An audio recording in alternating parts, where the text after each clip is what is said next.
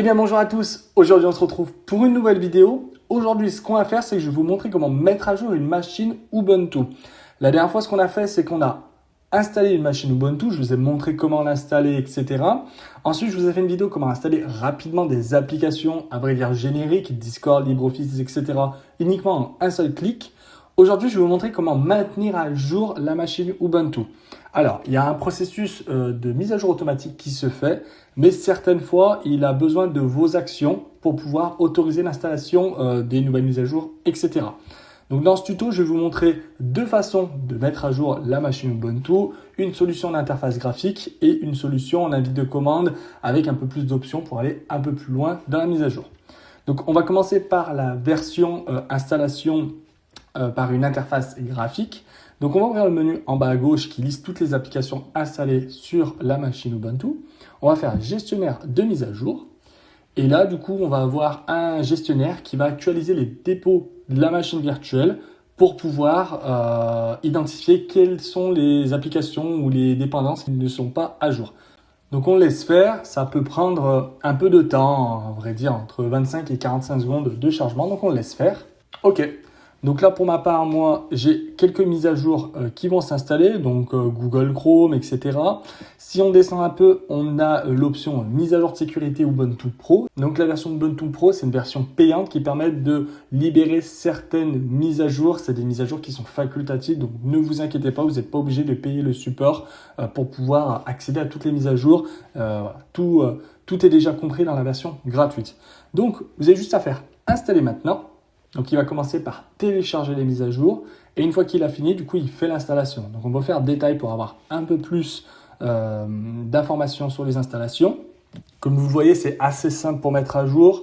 On va aller dans les menus pour pouvoir automatiser ces mises à jour-là. Alors, je ne vous le conseille pas fortement. Des fois, vous pouvez avoir des petits problèmes sur des applications. Si elles se mettent à jour automatiquement, au niveau de leur fonctionnement, ça peut poser problème certaines fois. Donc voilà, ça y est, tout est bon. Donc là, il me dit que du coup, les logiciels sur mon ordinateur sont installés. Donc ce qu'on peut faire, on peut aller dans les paramètres et pro pour voir quelle est l'automatisation des mises à jour qui est appliquée. Donc pour ma part, on voit que du coup, il fait toutes les mises à jour, qu'il fait une vérification des mises à jour tous les jours, il télécharge et il installe les mises à jour automatiquement. Et lorsqu'il y a une nouvelle mise à jour, il affiche un petit pop-up une fois par semaine en vous disant « Attention, une nouvelle mise à jour est disponible, est-ce que vous voulez la faire ?» Oui et non. Voilà. Ensuite, vous avez quelques autres menus, mais bon, vous n'en avez pas besoin. C'est au niveau des ajouts des dépôts, etc. Donc, voici la première méthode pour mettre à jour une machine Debian. Maintenant, on va essayer en ligne de commande. OK, donc pour cette deuxième façon pour mettre à jour la machine Ubuntu, ce qu'on va faire, c'est qu'on va recliquer sur « Afficher toutes les applications ». On va se rendre dans le terminal et on va taper les mêmes commandes qu'on a tapées la dernière fois pour mettre à jour une machine Debian. Donc, ça reste la même chose. On va passer du coup en sudo pour être super administrateur de la machine virtuelle. On va faire un apt update. On fait entrer. Donc, il nous demande le mot de passe de la session. Donc, pour ma part, c'est ma session Hugo. Vous renseignez le mot de passe. C'est normal que le mot de passe ne s'affiche pas. Donc, vous le tapez, vous faites entrer. Ensuite, il actualise les dépôts de la machine virtuelle et on retrouve les mêmes paquets à mettre à jour. Donc, pour avoir un peu plus d'informations, on peut faire apt list-du6 2x-6 upgradable.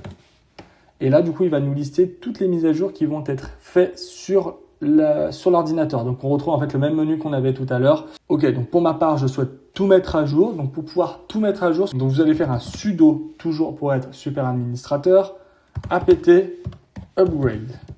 On fait entrer. Donc là, il m'indique du coup qu'il va faire 26 mises à jour. On va faire oui.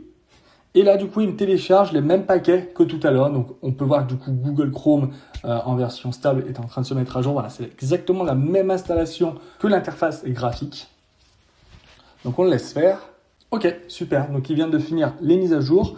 On va pouvoir taper une autre commande qui va permettre de supprimer les résidus des anciennes versions des applications. Donc, on fait un sudo apt auto remove, tout accroché. On fait entrer. Donc là, il me dit du coup qu'il va supprimer un ancien paquet. Donc, on va faire oui. On fait entrer. Voilà, c'est la grosse différence en invite de commande. On a la possibilité, en plus, de supprimer les résidus des anciennes versions des applications. Et voilà, il m'a tout installé. Et quelque chose que j'aime bien faire après chaque mise à jour, c'est de lancer un petit redémarrage du système d'exploitation. Donc, on va faire un sudo systemctl reboot entrée. Et là, du coup, ma machine virtuelle redémarre et on va pouvoir refaire une analyse et voir qu'il n'y a plus aucun paquet à mettre à jour. Donc là, je vais relancer l'utilitaire de mise à jour graphique. On va faire un gestionnaire des mises à jour. On va le laisser actualiser du coup les dépôts. Et comme on peut voir, voilà, il me dit que du coup, tous les logiciels sur cet ordinateur sont à jour. Donc c'est tout bon. On peut faire valider et utiliser son ordinateur comme d'habitude. Voilà. J'espère que cette vidéo vous aura plu. N'hésitez pas à commenter, partager, mettez les j'aime. Et puis on se retrouve à la prochaine. Salut!